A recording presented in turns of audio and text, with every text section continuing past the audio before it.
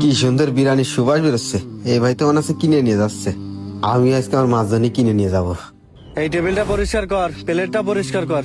এই ভদ্রলোক আবার কি রে? এই ভাই, এই আপনার কি লাগবে? ও ভাই, বলছি এই জায়গায় কি বিরিয়ানি বিক্রি করেন? এই তোর কি মাথা খারাপ? দেখতেছিস না এখানে লেখা রয়েছে ঢাকা কাচ্চি বিরিয়ানি হাউস, এখানে বিরিয়ানি বিক্রি হয়। ও ভাই, আমি তো পড়ালেখা জানি না, তা পড়বো কি করে? তা করছিলাম কি, এক বাটি কয় টাকা ভাই? এই তুই কি পাগল? বাড়ি থেকে বিরিয়ানি বিক্রি করে, বক্সে বিক্রি করে। খাসি 150, মুরগি 140, কোনটা লাগবে বল? ওরে আল্লাহ, কি করছেন ভাই? এই 100 টাকা দিলি তো ওই পোল্ট্রির দোকানেতে ভালো একটা মুরগি হয়ে যায়। ও ভাই, করছি আমারে 40 টাকার বিরিয়ানি দেওয়া যাবেন না? আরে ভাই, এই বিরিয়ানি তোর মতো গরিব মানুষের জন্য না। ওই হোটেলে যা, 40 টাকা দিকে ডাল আর আলু ভর্তা খেয়ে চলে যা। ও ভাই, এরকম কথা করছেন কেন? দেন না, আমরা গরিব মানুষ। এক টাকাতে বিরিয়ানি কিনে কন দেখাবো কন? একটু মনটা নরম করেন, আমার মাটা খাতি চাইস। দেন না, আমার মাছ জানি নিয়ে যাবো ভাই। আরে আরে তুই কি করছিস? এখান থেকে যা।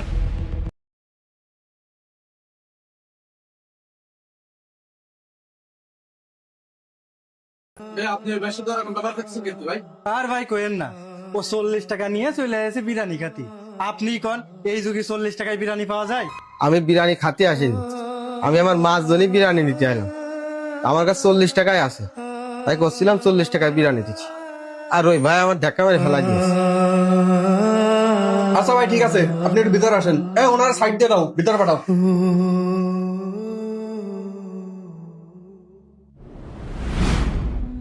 ভাই ঠিক আছো তো তুমি?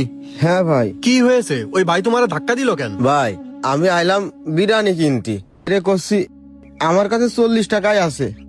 আমার মার মনে বিরিয়ানি খাতি মন চাইছে, আমারে 40 টাকার বিরিয়ানি দেন। ওই ভাই তখনই আমার ধাক্কা মেরে ফেলাই দিয়েছে।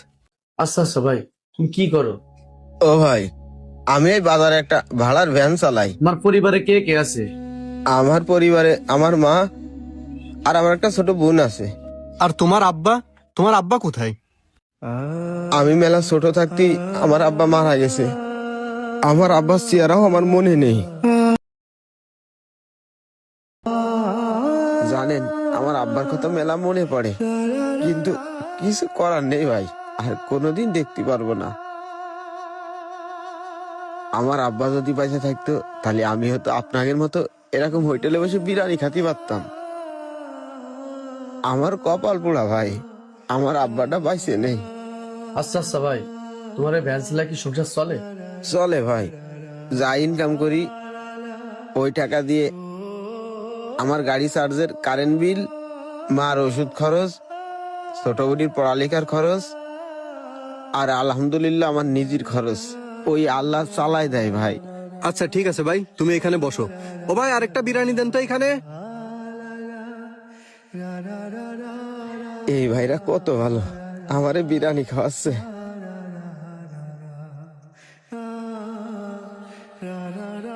ওরে আল্লাহ, বিরাট বাসনা বেরোচ্ছে, কি সুন্দর গন্ধ। আমার মা পালি তো মেলা খুশি হইতো। ও ভাই, আমার তো হাতে ময়লা, আমি হাতটা ধুয়ে আসি।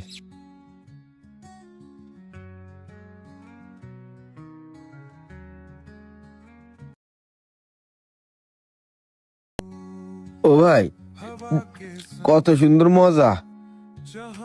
জানেন, ওই আমাদের বাড়ির পাশে তুরাব কাকার মেয়ের বিয়ের সময় বিরিয়ানি রান্না করছিল, একদম এইরকম গন্ধ ভাই।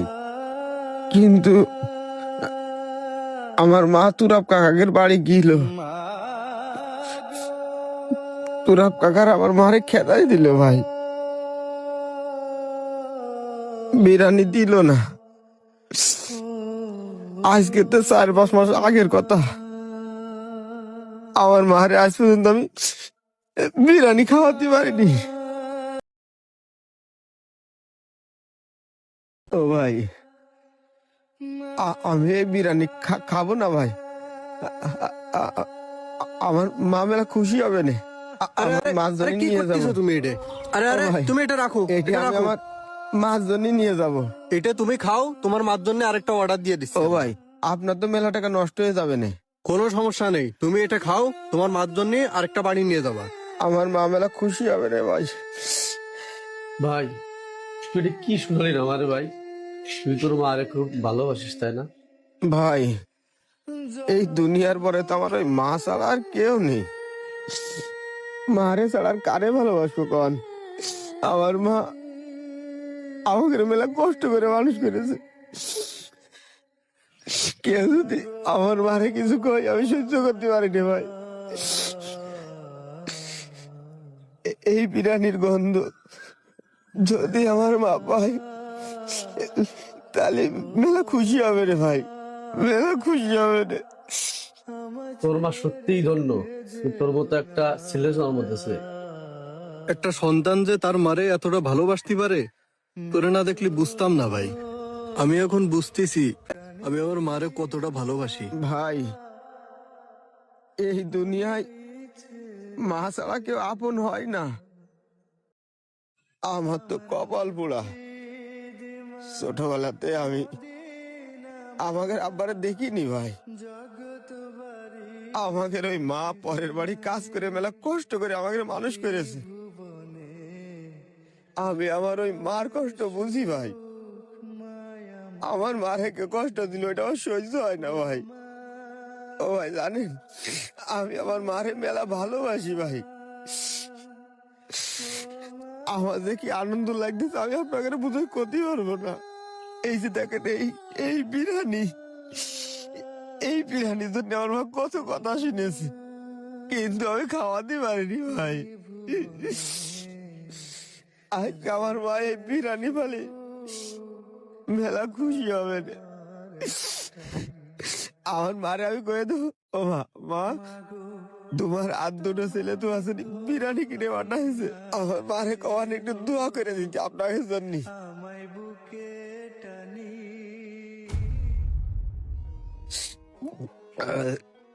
পেটটা ভরে গেছে ভাই। শেষ কবে যে এরকম খাচ্ছি মনে নেই। আপনাকে দুইজনের জন্য আল্লাহর কাছে দোয়া করি, ওই আল্লাহ যেন আপনাকে মনের আশা পূরণ করে ভাই।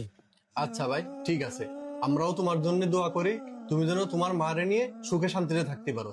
আর তোমার মারেও বলবা আমাদের জন্য দোয়া করতে, আল্লাহ যেন ওনারা সুস্থ রাখে। চলো। আচ্ছা চলেন।